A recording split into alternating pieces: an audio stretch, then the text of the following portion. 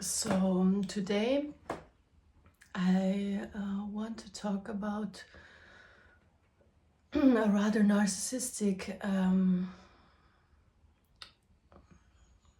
topic,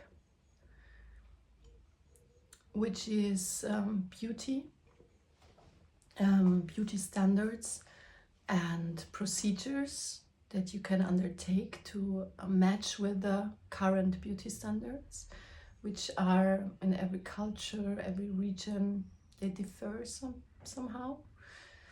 So currently I'm residing in Germany, and I see more and more of women in their 40s and 50s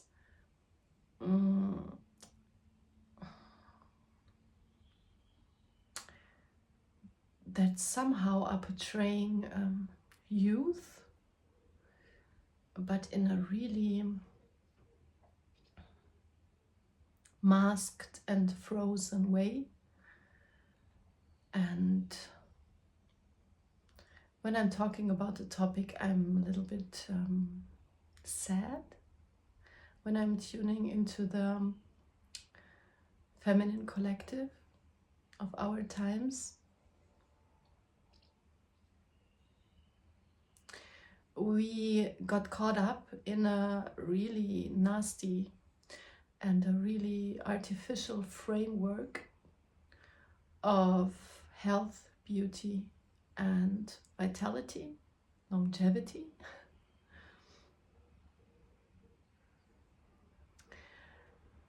And I wonder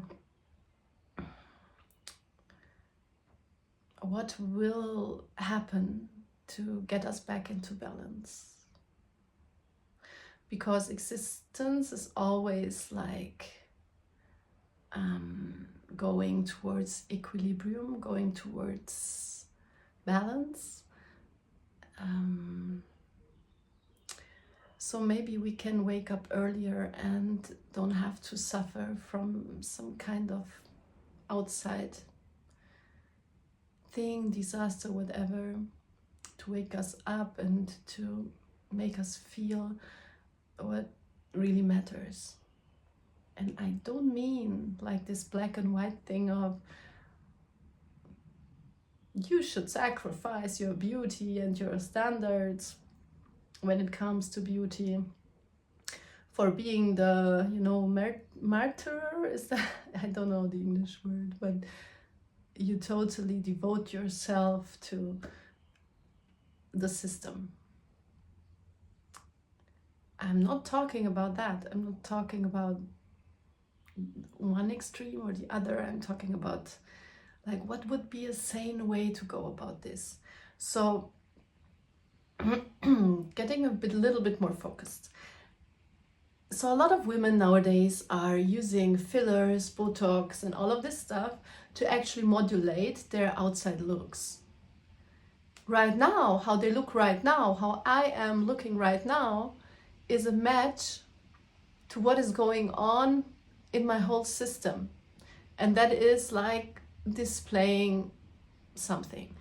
And yes, a lot of people are maybe dissatisfied with this one, and also if you get to make changes, it takes quite some time that they show, because when you messed up yourself for years and years and years in a row and then you change something, it will not show immediately most of the times.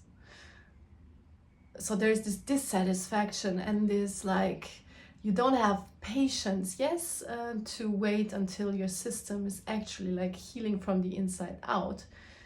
Most of the people modulate from the outside in, and that's actually like really harsh on yourself, because what you're telling yourself if you're doing this kind of procedures is, I don't trust myself to heal.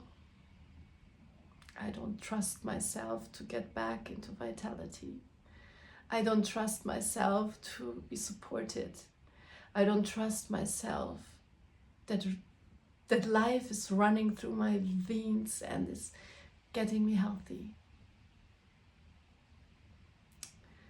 I don't trust you're saying, I don't trust.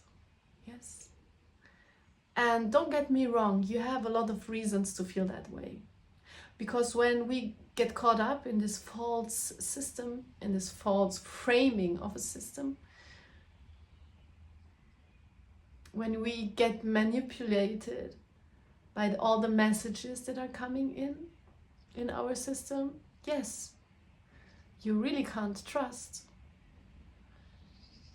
So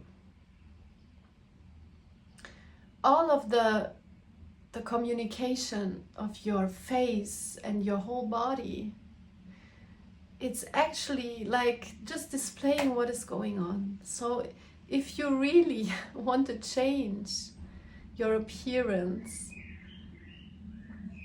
start from the inside out. It really sounds like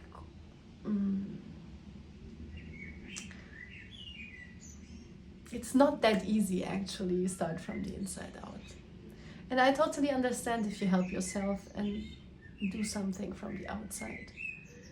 I actually once tried Botox myself, and I find it so horrible. I find it so horrible what it does to the whole system.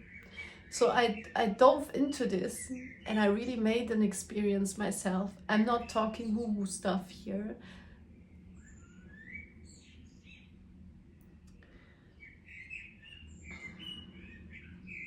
So I went to the doctors for something totally else, to get help with some stuff when it comes to the skin, and then we get to talk about Botox. And beforehand I always knew it's a total no-go for me, because I will not inject something that is like making me invital, like cutting the stream of movement. Yeah, because what I'm striving for actually is like getting more movement in and out, being vital, being alive, being fully alive and enjoying life. So Botox doesn't make sense for my system, what I believe and trust in, yes? But somehow that day I tried it, and it was a really big lesson for me actually, because I reacted quite harsh to it. I had like a swollen eye and a lot of reactions to it.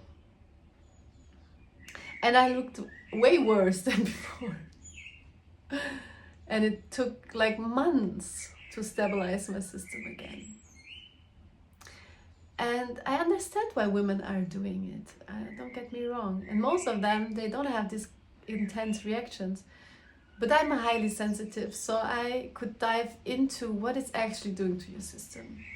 And believe me, you don't want that for yourself. I can't imagine that anyone wants that for themselves. Because what I experienced with it, like in the internal, it's like, just one moment.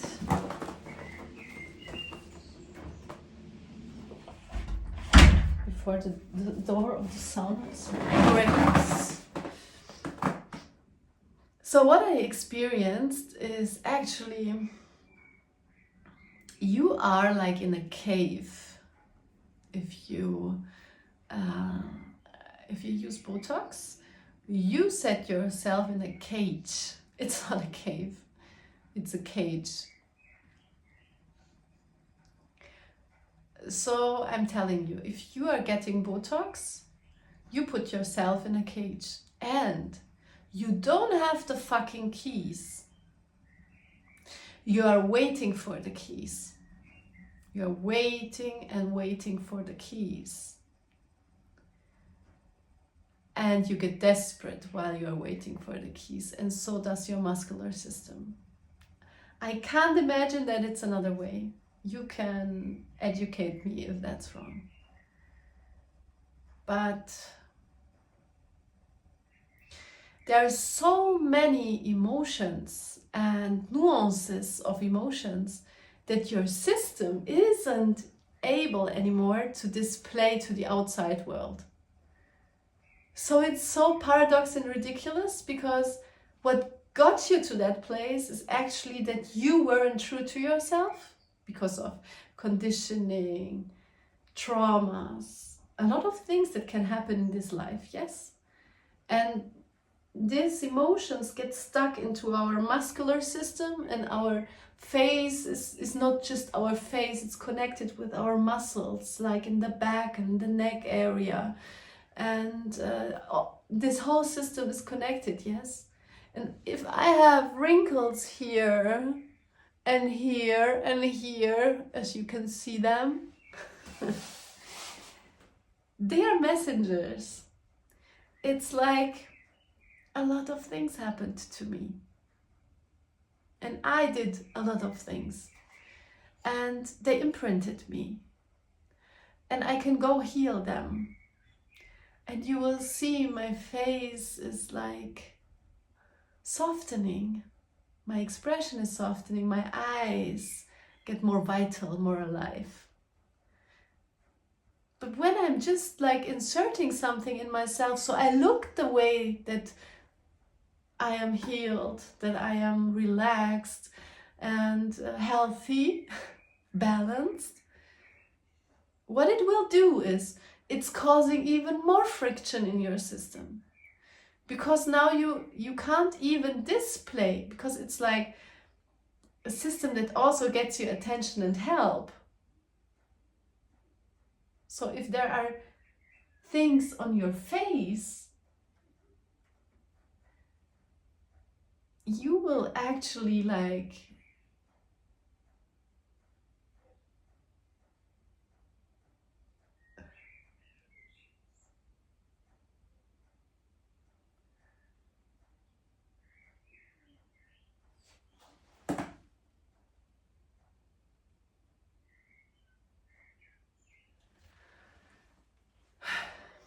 so I got interrupted.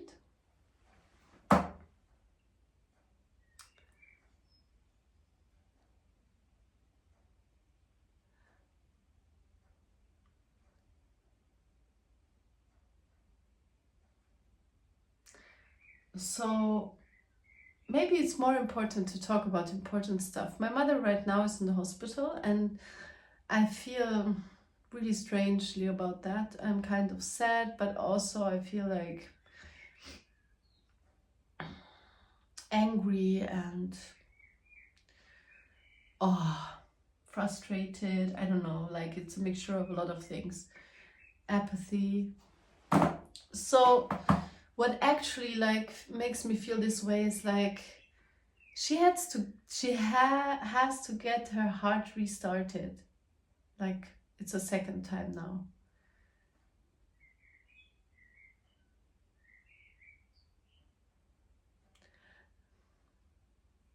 If I would be a doctor, I would think of, so how can we help this woman so she doesn't get here anymore?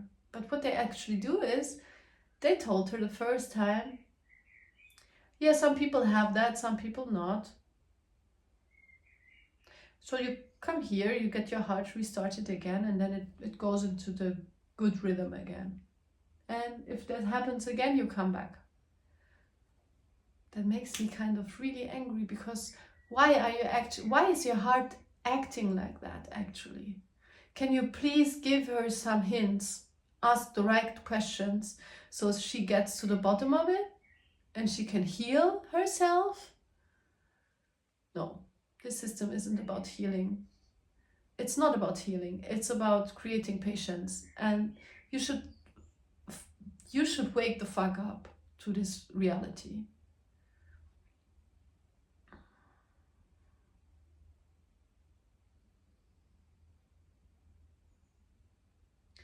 Yeah, I would love to ask my mother some questions like, what broke your heart? What broke your rhythm? What was so painful that you thought,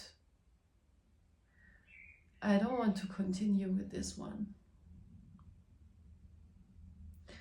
What in your day-to-day life is stressing you so much that your heart isn't able to stay in its rhythm, in its own rhythm? Are you following the rhythm of someone else more than your own rhythm? These are the questions I would love to ask my mother. And maybe you can also ask yourself these questions. And maybe I can ask myself those questions. And how can we live with each other and respect our own rhythms? I tell you something, all the women of this earth are living in a system that doesn't respect their rhythm. It doesn't. It doesn't respect that we are cyclical beings. It doesn't respect that we need a few days a month, we need time off. We need support from our surroundings. And it's not in a victim manner. It's like, that's our way how we function. So we need that. And you should, society should be taking that into account.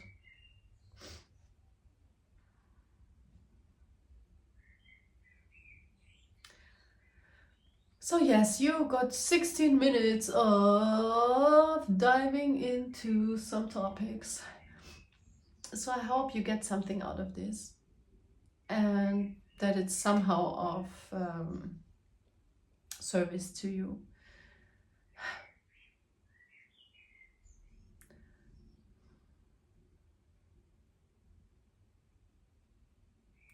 How can we live our own rhythm? How can we cherish our own rhythm and come together as a whole and create collective rhythm, create a family rhythm, create a mother-child rhythm? How about we have a lot of rhythms and we step from one rhythm into the other, and it's not every day the same rhythm. I don't think that we are meant to live every day as we are just one-dimensional being. We are multidimensional. We have so many roles that we take on, and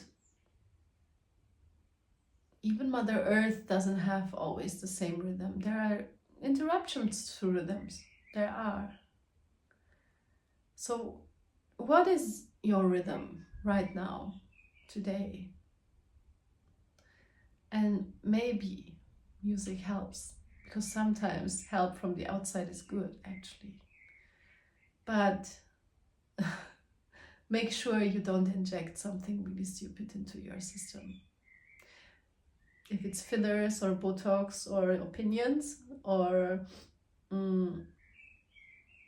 belief systems, everything you take in as if it would be forever of help to you will be made a part of you. And some things and some people should maybe not be a holistic part of yourself. Not because they are not worthy of it or they're not the right ones or whatever, but maybe just because the rhythms don't match and they also don't vibe with each other. And that gets you out of your essential rhythm. And you really crave your essential rhythm. So go find it. And let us enjoy it. Yes. So we get into a really beautiful symphony of all of us together. What a beautiful end. Bye.